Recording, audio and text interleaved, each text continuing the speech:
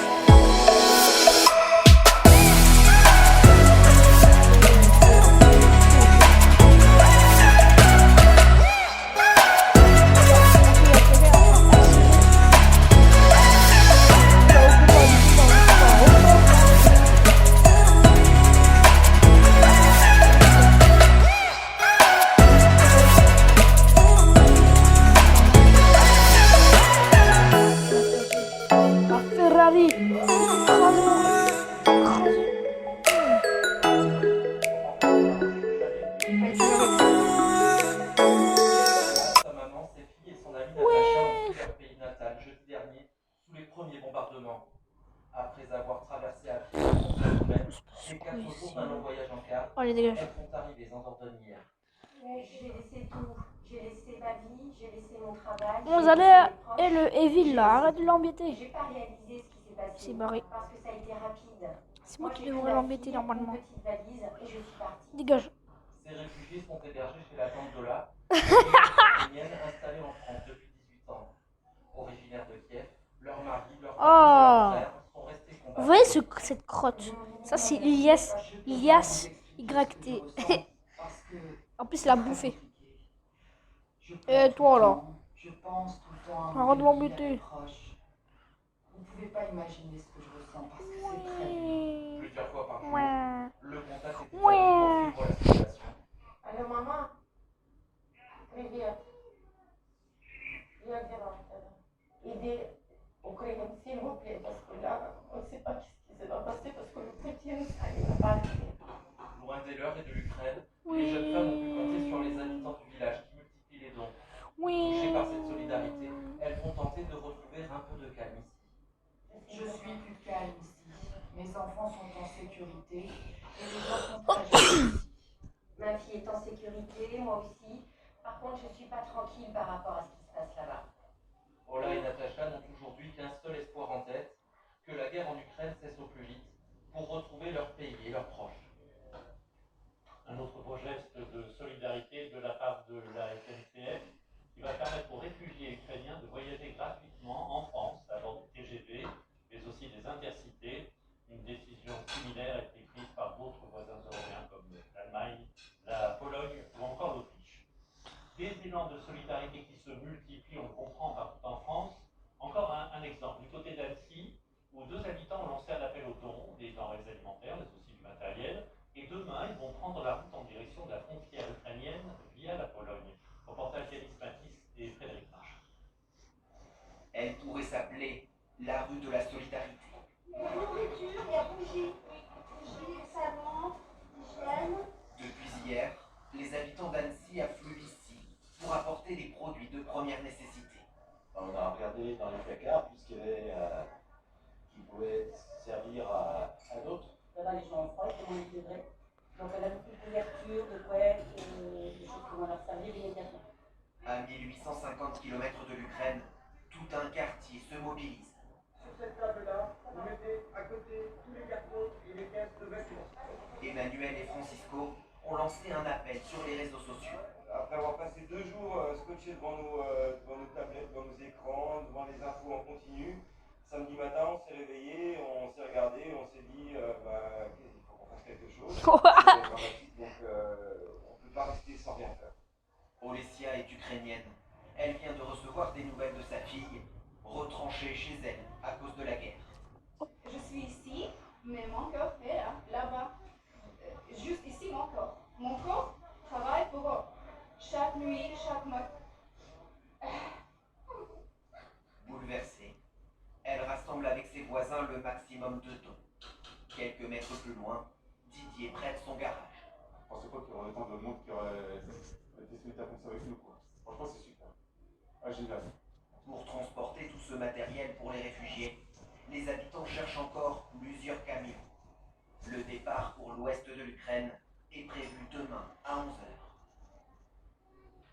Alors du côté des sanctions internationales, les taux se resserrent autour de Moscou, mais ces sanctions ne sont pas sans conséquences non plus sur l'activité de certaines entreprises en France.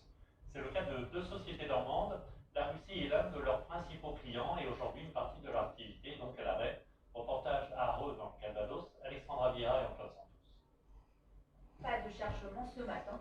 Les cartons de marchandises restent à l'entrepôt. Nous avons des produits qui étaient à destination de la Russie, qui devaient partir hier. C'était une belle commande de 112 000 € qui reste bloquée puisqu'on n'a pas de transport possible. Habituellement, cette entreprise normande exporte près de 120 000 bouteilles de spiritueux en Russie chaque année. Mais depuis quelques jours, les commandes ne sont plus préparées. Ce fabricant vient de perdre son plus gros client. C'est 15% du chiffre d'affaires, mais c'est surtout 25% de la rentabilité d'entreprise, donc beaucoup plus, puisqu'en Russie on vend des produits ukrainiens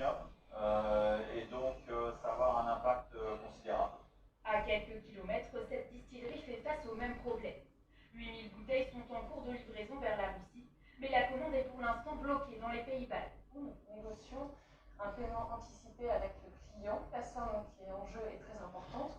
J'espère que la vidéo vous aura plu les gars. C'était Naruto le Uzumaki le Gamer BG. Ciao.